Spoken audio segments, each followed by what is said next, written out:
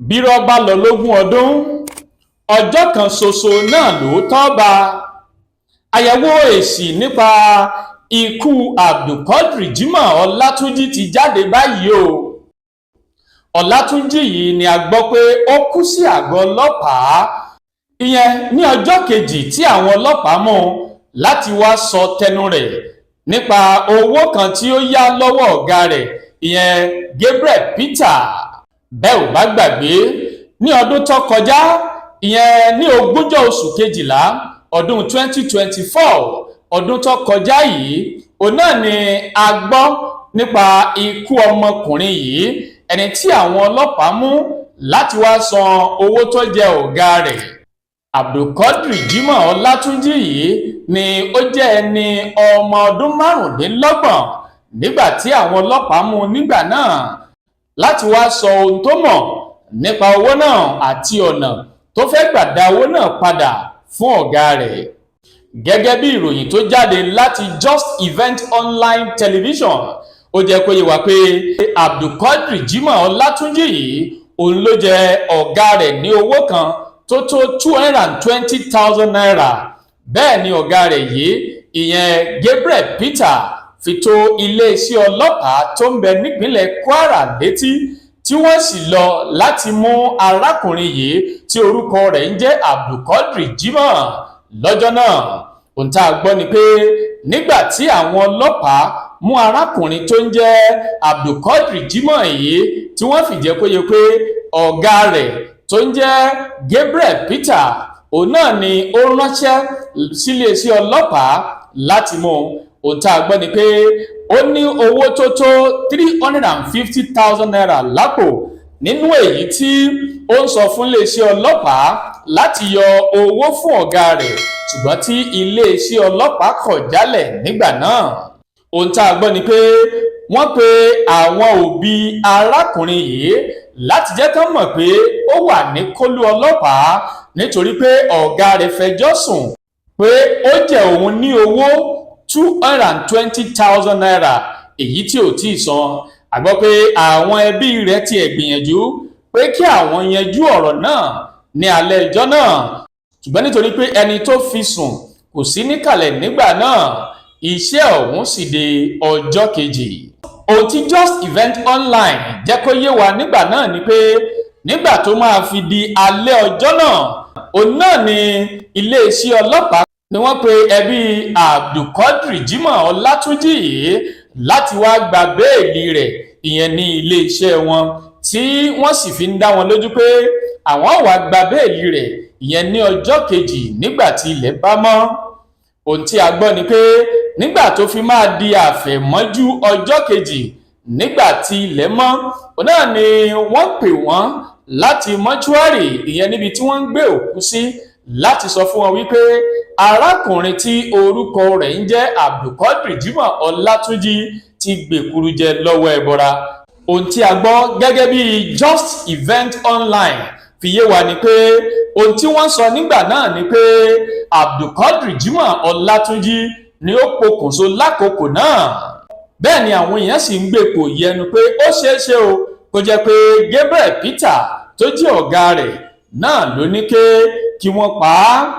àwọn kan sọ pé kò lè rí bẹ́ẹ̀ rárá pé ó nífẹ̀ẹ́ ọmọkùnrin yìí níwọ̀nba ìgbà tí wọ́n jọ ń ṣiṣẹ́ nígbà náà. wọ́n ní ìjà ló dé torin dòwe o a ò lè fi gbogbo ẹnu sọ pé Gabriel Peter òun náà ló ṣekú pa á. èyí ni ọ̀rọ̀ tí àwọn ènìyàn ń gbépò yẹnu nígbà náà. lẹ́yìn náà ní iléeṣẹ́ ọlọ́pàá tí ọ́fíìsà tí ó ń gbọ́ sí ẹjọ́ yìí àti Gabriel Peter tó jẹ́ ọ̀gá Abdulquadri Jimoh Ọlátúnjí mọ́lé.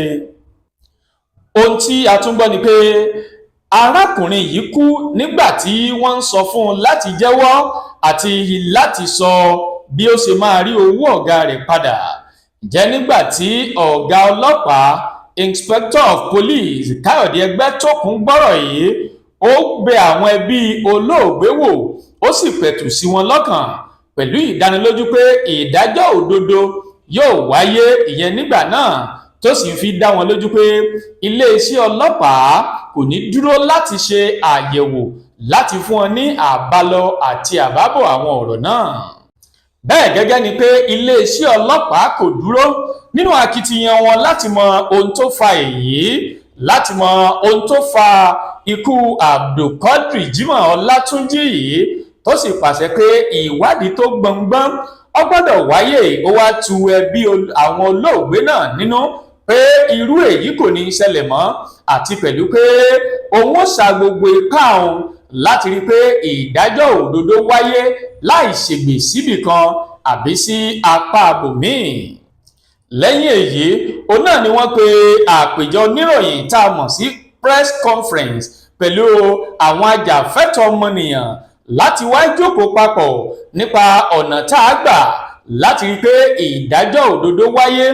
Níbẹ̀ gẹ́gẹ́ ni wọ́n pe àwọn ẹbí olóògbé náà, àwọn ẹbí Abdulquadri Jimoh Ọlátúnjí, láti rí àwọn ìgbésẹ̀ gẹ́gẹ́ bí wọ́n ti sọ pé àwọn ṣe máa gbé àwọn ìgbésẹ̀ wọ̀nyí nígbà náà, tí wọ́n sì fi dá wọn lójú pé ìgbésẹ̀ tó tọ́ yóò wáyé láti mọ ikú tó pa Abdulquadri Jimoh Ọlátúnjí, èyí tó wà ní akóló àwọn ọlọ́pàá.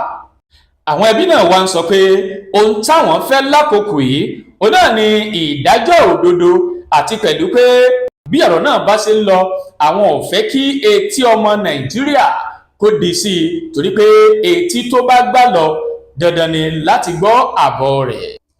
Látìgbà náà ni ẹjọ́ ọ̀hún sì ti wà ní ilé ẹjọ́.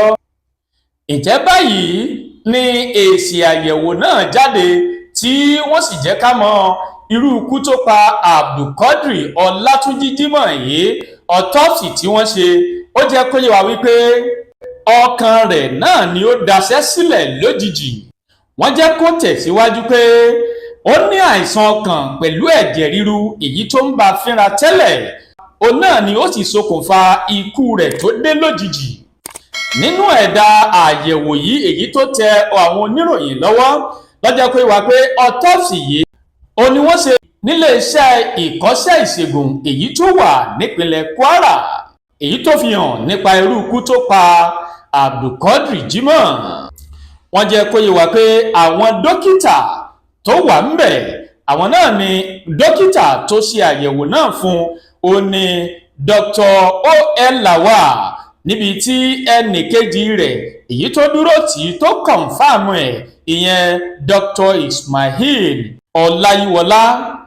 Wọ́n jẹ́ kó yé wa pé autopsy yìí ni wọ́n ṣe níwájú ẹni tó ń ṣojú fún mọ̀lẹ́bí yìí, ìyẹn Jimoh Ọládìméjì, tó jẹ́ aṣojú ẹbí wọn, láti fìdí ẹ̀ múlẹ̀ pé lóòótọ́ òun náà ni autopsy yìí wáyé, àti pẹ̀lú pé ohun tí wọ́n ṣe yìí bẹ́ẹ̀ gẹ́gẹ́ lórí.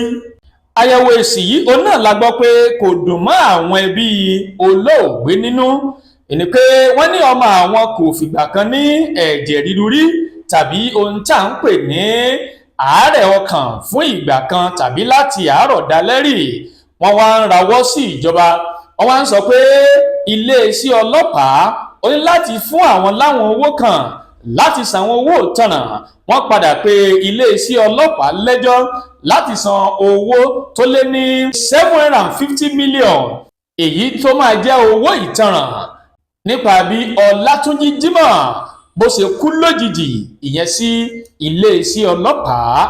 Wọ́n wá ń rawọ́ ẹ̀bẹ̀ sí gómìnà, emir àti ilé ìgbìmọ̀ asòfin àtàwọn èèyàn kànrìnkànrìn ní ìpínlẹ̀ Kwara láti gba àwọn, nítorí pé àwọn ò lẹ́nìkan àfi Ọlọ́run ọba nìkan náà ló lè yà wọ́n nínú ọ̀ràn yìí, láti má jẹ́ kí òkú Abdulquadri Ọlátúnjí Jimoh kó lọ bẹ́ẹ̀ láìsí ìdájọ́ òdodo àti àwọn ìgbésẹ̀ tó tọ̀nà.